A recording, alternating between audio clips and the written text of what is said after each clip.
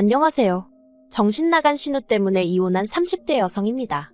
사실 신우가 아무리 제정신이 아닌 것 같아도 남편만 똑바로 방패 노릇을 해주었다면 이혼까지 가지는 않았겠죠. 하지만 남편이 재구실을 못하니 시쳇말로 피보는 건 저더라고요. 그래서 이혼하게 되었네요. 남편하고는 지인의 소개로 만났는데 깔끔하고 단정한 첫인상이 마음에 들었어요. 그리고 첫 만남임에도 불구하고 대화거리라던가 갈만한 장소들을 여러 가지 변수를 고려해 짜온 것이 인상적이었죠.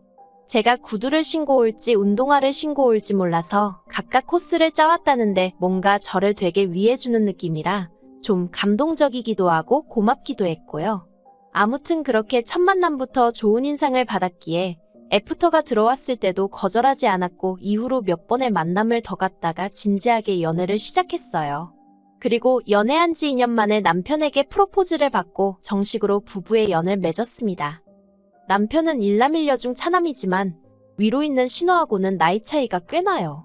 듣기로는 어머님 아버님은 신우 하나만 낳아서 잘 기르자였고 그래서 아버님이 묶는 수술이라고 하죠. 그 수술까지 받으셨는데 10년 만에 어머님이 임신을 하셨다나요. 그리고 어쨌든 계획에는 없었지만 그렇다고 생긴 아이를 어떻게 지우냐 하여 결국 어머님 나이 40에 출산을 하게 되셨는데 그게 바로 저희 남편이었습니다. 그래서 그런가 신우가 남편을 어지간히 애다루듯 했고 남편보다 어린 저에게는 어휴 말해 뭐하겠어요. 매사 정말이지.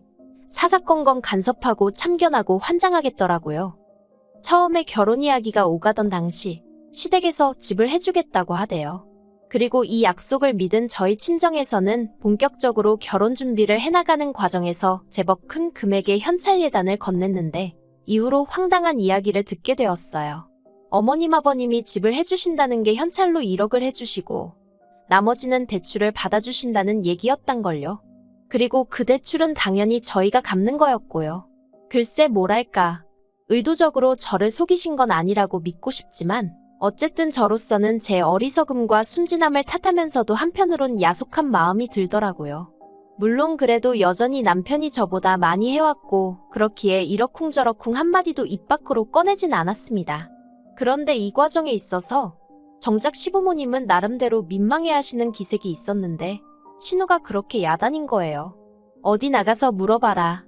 자기 부모님 그러니까 시부모님 마냥 떡하니 현찰 1억을 내주는 시댁이 흔치 않다. 넌 참 복받은 거다. 막말로 자기가 돈 1,000원 보태주는 것도 아니면서 왜 자기가 공치사를 하는지 참으로 황당하기도 하고 우습기도 하고. 그리고 사실 이런 일에만 신우가 나대는 게 아니었어요. 제 외모라던가 지극히 사적인 부분에서도 자기가 좌지우지하려는 성향이 강했거든요. 신혼집이라고 해도 전세긴 했지만 어쨌든 집들이는 해야 한다는 신우의 성화에 못 이겨 결국 결혼하고 2달 만에 집들이를 하게 되었습니다. 신우는 이때도 자기는 집들이 때 일가 친척들을 다 불러야 했는데 저는 시부모님과 자기 식구만 초대를 하니 얼마나 좋냐며 복 터졌단 소리를 해대고 난리였어요. 하지만 솔직히 암만 옆에서 너 참 복받았다고 말한들 저는 그런 생각이 안 들었거든요. 에휴, 아무튼 매번 신우는 넌 참 복받았다 운도 좋다 요새 이런 시댁이 어딨냐? 아주 그 소리를 입에 달고 살더라니까요. 게다가 집들이 당일엔 이런 일도 있었어요. 시부모님과 함께 도착한 신우가 대뜸 다른 것도 아니고 제 머리를 지적하기 시작했습니다. 결혼까지 한 여자가 아직도 머리를 안 잘랐냐며 저더러 너는 이제 아줌마니까 머리 치렁치렁하게 하고 다니지 말고 귀 밑으로 깔끔하게 자르라면서 사람이 게을러 보이네 어쩌네. 그런데 제가 실은 고등학교를 졸업한 이후로는 늘 머리를 길러서 몇 년에 한 번씩 소아암 센터에 기부를 하고 있었거든요. 그래서 신우가 자르란다고 내내 자를게요 할 상황이 아니었지요. 신우 성격에 내 자를게요 해놓고 안 자르면 그걸로 또 잔소리를 어지간히 해댈 게 뻔하기도 했고요. 하지만 그렇다고 제 입으로 기부를 하려고 기르는 중이에요 하려니 뭔가 낯뜨겁고 그래서 적당히 웃으며 앞으론 깔끔하게 틀어올릴게요 했더니 대뜸 너 내 말 무시하냐면서 보는 사람 더우니까 자르라고 하며 소리를 지르는 게 아니겠어요? 순간 벙찌고 그제서야 심해부가 신우더러 갑자기 왜 그러냐며 저한테 미안하단 식으로 눈치를 하는데 가만히 있다 뺨 맞는 기분이 이런 건가 싶더라니까요. 그리고 저는 솔직히 남편이 나서서 신우한테 말 한마디라도 단호하게 해주길 바랬거든요. 그런데 기껏 남편은 한다는 말이 저더러 다음에는 모자라도 쓰고 있으랍니다. 굳이 싫은 소리 들을 필요는 없지 않냐면서요. 그리고 더 어이가 없었던 건 그렇게 평소에 저한테 경우를 따지고 도리를 따지는 신우가 정작 지 자식 교육은 개판을 쳐놨다는 거예요. 도대체 집구석에서 가정교육을 어떻게 시킨 건지 애들 상대로 이렇게 표현하기도 뭐하지만 예의범절이라곤 하나도 모르고 지들 뜻대로 안 되면 발악을 해대기 일쑤였으니까요. 물론 그나마 다행이라고 해야 할지 심해부는 최소한 저희 집이든 시부모님 댁이든 자기 집이 아니면 나름대로 애들 단속은 하려들고 다른 사람들 눈치는 살피는 듯 했지만 이번에도 신우는 자기 애들이 개성이 강해서 그렇다나 어쩐다나 말도 안 되는 핑계를 대면서 당당하기는 어찌나 당당하던지. 그리고 엄마라는 사람이 막말로 배째라는 식으로 나와버리니까 이건 뭐 부모가 저 따위니 애가 저 모양이란 소리가 절로 나올 수밖에 없었죠. 신우에게는 중학교 다니는 아들 하나랑 초등학교에 다니는 아들 하나 총 두 아들이 있는데 두 아들들 다 게임에 환장을 해서는 어른들이 있는 자리에서도 손에서 핸드폰을 놓지 못하더군요. 심지어 밥을 먹으면서도 눈은 핸드폰에서 떼지를 못해선 걸핏하면 무럭지르고 밥 흘리고. 그런데 어이없는 건 지 자식이 그러면 신우건 심해부건 부모가 돼서는 핸드폰을 뺐던가 해야지. 그럴 생각도 없고 어질러진 식탁을 치울 생각도 안 해요. 그리고 그러다 한 번은 시조카가 지 국그릇을 바닥에 쏟았는데 워낙 평소에도 잘 엎지르니까 플라스틱 그릇에 줘서 그릇은 안 깨졌지만 그래도 식탁 밑이 엉망이 되었죠. 그런데 어머님이 저더러 가서 걸레 좀 가져와라 하시는 거예요. 아니 신우 심해부 둘 다 자리에 있었고 애가 얼마나 어린 것도 아닌데 왜 아무 상관없는 저더러 걸레를 가져오라 하나? 황당하대요. 그래도 일단은 가지고 왔더니 어머님이 또다시 저더러 거기 서서 뭐하냐며 얼른 닦으라는 거예요. 그래서 얼떨결에 무릎 꿇고 바닥을 닦는데 울컥했어요. 내가 왜 밥 먹다 말고 시조카가 엎은 걸 치워야 되나 싶은 게. 그래서 치우다 말고 일어나서는 시조카가 보고 있던 핸드폰을 뺏고는 직접 치우라 했습니다. 그리고는 어른들 계신 식사 자리에서 핸드폰을 하는 것도 예의에 어긋나는 일이고 본인이 어지른 건 본인이 치워야 하는 거라고 알려줬죠. 그랬더니 신우가 저더러 한다는 말이 치우기 싫으면 말지 왜 밥 먹는 애한테 잔소리를 하냐는 거예요. 그리고는 저더러 네가 뭐 선생이라도 되냐면서 왜 자기 아들한테 이래라 저래라 하냐입니다. 그러자 저도 막말로 시조카도 보고 있는 마당에 여기서 밀렸다간 꼴사납고 우스워지겠구나 싶은 거예요. 그래서 신우한테 제가 어른으로서 애한테 이 정도 말도 못하냐고 그러니까 진작에 좀 이런 건 알려주셨어야 하는 거 아니냐고 중학생이나 되는 애가 이런 예절도 모르는 게 말이 되냐고 쏘아붙였죠. 그랬더니 신우가 당장이라도 저를 한 대 칠 기세로 너 지금 뭐라고 했냐고 소리를 지르는데 그제서야 심해부가 처남댁이 틀린 소리 한 것도 아닌데 뭘 그러냐며 신우를 말렸고 뭐 그렇게 대충 분위기가 수습이 되긴 했습니다만 그때도 저희 남편은 침묵만을 지키고 있었기에 참으로 한심하대요. 하지만 이런 일들이 반복되었음에도 불구하고 가족 모임 자체를 중요시하는 아버님 때문에 신우네랑은 어쩔 수 없이 1년에 몇 번이고 마주칠 수밖에 없었습니다. 그리고 그럴 때마다 저는 정말 돌을 닦는 심정으로 신우네 식구들을 상대하곤 했죠. 하지만 결국 지렁이도 밟으면 꿈틀한다는 말처럼 저도 더는 참을 수 없어서 폭발하고 말았으니 그건 결국 신우의 오지랖 때문이었어요. 이 일로 이혼을 하게 된 것도 사실이고요. 사실 제가 남편과 결혼하던 당시 시부모님께서 말씀하시기를 재산은 없다고 하셨어요.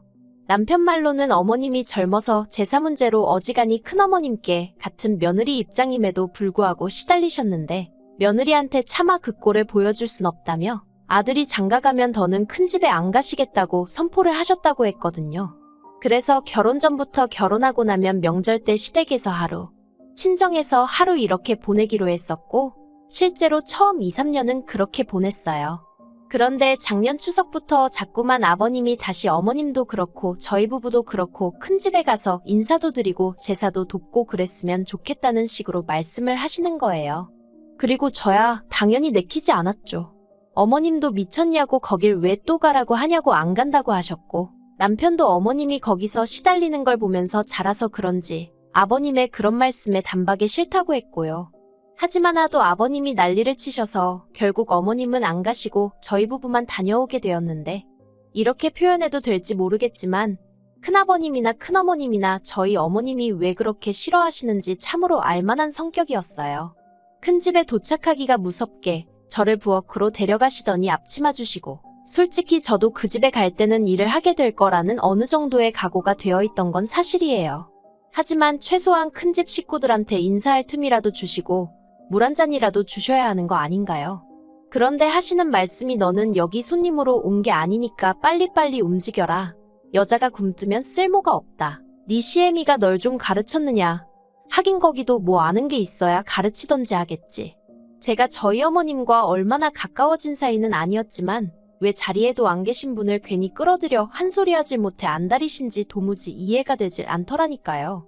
아무튼 그래서 내리 4시간 넘게 부엌에서 제대로 한 번 앉지도 못하고 일만 했어요. 그리고 더 화가 났던 건 큰어머님이 자리에도 안 계신 저희 어머님은 물론이고 저한테도 말을 막 하시니 그 집 며느리들도 저한테 이거 해라 저거 해라. 물론 두 며느리 다 저에 비하면 나이가 한참 많기는 했지만 그래도 기분이 더러운 건 사실이었네요.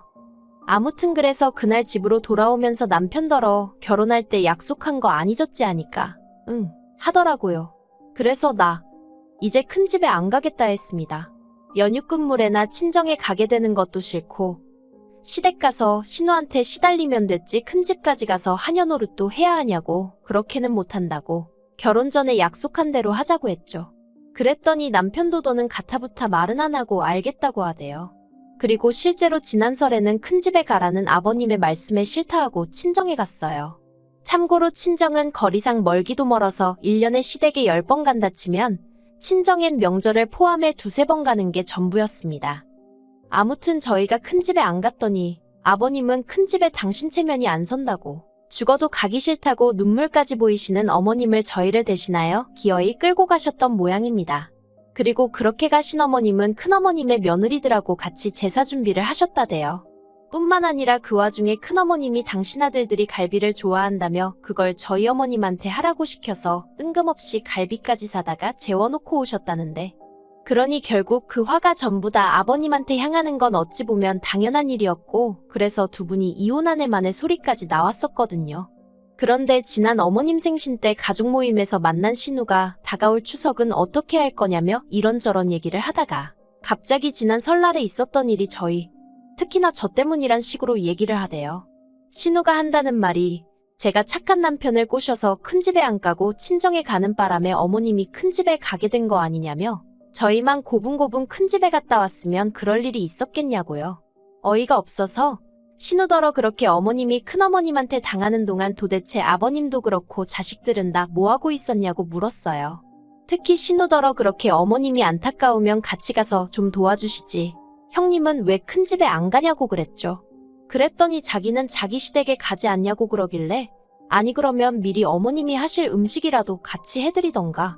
그리고 저라면 진작에 큰어머님한테 한마디 했을 거라고 그랬네요. 그리고는 아버님한테도 그렇게 와이프가 고생을 하는데 그걸 이날이 때까지 지켜보고만 계신 것도 부족해 이제 며느리까지 그렇게 만드실 생각이시냐고 물었죠. 그리고 사실 남편도 할 말이 뭐가 있어요? 자기도 자식인데 자기 어머니가 그렇게 고생한다 싶으면 아무리 상대가 어른이어도 어머님 편 좀 들어드렸어야지. 아무튼 그러면서 제가 앞으로는 어머님이 일하시는 게 싫으시면 형님이 가서 미리 하고 오세요 그랬습니다. 남편한테도 아니면 당신이라도 좀 가서 어머님 옆에서 도와드리라고. 나는 생판남이니까 얘기할 것도 없다면서요. 그랬더니 이제 신우가 난리가 났죠. 며느리가 돼서는 자기 아버지가 그러니까 아버님이 큰 집에 가자 하면 가면 되는 거지 뭐가 그렇게 말이 많냐면서 돌아오는 추석에는 무조건 가라 나왔저라나. 그리고 저는 저대로 그런 신우의 태도가 너무 불쾌하고 화가 나서 신우더러 그쪽이나 똑바로 하고 살라고 나는 알아서 잘하니까 신경 끄라고 해버렸고요. 그리고는 자리를 박차고 일어나는데 그때 신우가 달려들어서는 제 멱살을 잡더니 너 지금 나한테 그쪽이라고 그랬냐면서 가만두네 안 두네 난리가 났네요. 그런데 저도 결혼 전에 몇 년 동안 취미로 유도며 주짓수며 여러 가지를 배웠거든요. 그래서 저도 모르게 그만 제 멱살을 잡고 있던 신우를 비틀어 뒤로 넘겨뜨렸어요. 그랬더니 시부모님이 저더러 미쳤냐고 어디 신우를 잡아뜨리냐면서 순식간에 집안이 아수라장이 되었습니다. 아니, 신우가 제 멱살 잡을 땐 가만히 계시던 분들이 참 너무한다 싶대요. 그래서 그냥 엎어져서 울고 있는 신우랑 그 신우 달래면서 저한테 욕을 해대는 시부모님들을 뒤로하고 먼저 시댁 현관문을 나섰습니다. 그랬더니 제 뒤통수에다 대고 아버님께서 너 같은 며느리 다시는 꼴도 보기 싫다면서 2번 다시 이 집 구석에 오지 말라더군요. 그래서 네네 올해도 안 와요 하고 나왔죠. 혼자 운전하면서 집에 오는데 뭔가 후련하면서도 눈물이 났어요. 이유가 뭘까 생각을 해보니 또 아무 액션도 취하지 않고 어정쩡하게 서서 저만 바라보고 있던 남편 때문이란 걸 깨닫게 되었죠. 다정하고 상냥해서 이 사람하고는 평생 다툴 일 없이 오손도손 알콩달콩 살겠구나 싶었는데 생각해보니까 저한테만 그런 게 아니다 보니 남자가 돼서는 뭐 하나 제대로 결단을 내려주는 법이 없단 걸 느꼈고 더는 이런 인간하고는 못 살겠구나를 깨달았네요. 그래서 결국 남편더러 이혼하자 했고 이번에도 남편은 아무것도 하지 않았어요. 그저 미안하다 알겠다 그 말만 할 뿐이었죠. 그런데 황당하게도 이혼 서류 접수하고 그 이야기가 신우 귀에도 들어갔는지 신우에게 연락이 왔습니다. 그리고 신우가 한다는 말이 제가 자기에게 한 모든 걸 용서할 테니 자기는 저에게 바라는 게 없다며 그저 어머님 아버님에게 상냥한 며느리가 되어줬으면 한다고. 그러니 이혼은 하지 말고 내 동생이랑 잘 살아봐. 솔직히 올케한테 내 동생 정도면 분에 넘치고 올케 진짜 복 받은 거라니까 라는 헛소리를 또 하대요. 미친, 복 같은 소리 한다고 제대로 똥 밟은 기분이라고 했습니다. 세상에 똥 밟고도 복 받았다 하는 정신 나간 엑스도 있느냐고 한마디 하곤 더는 전화하지 말라 했어요. 어휴, 이제 내일이면 저는 완전히 자유예요. 아싸.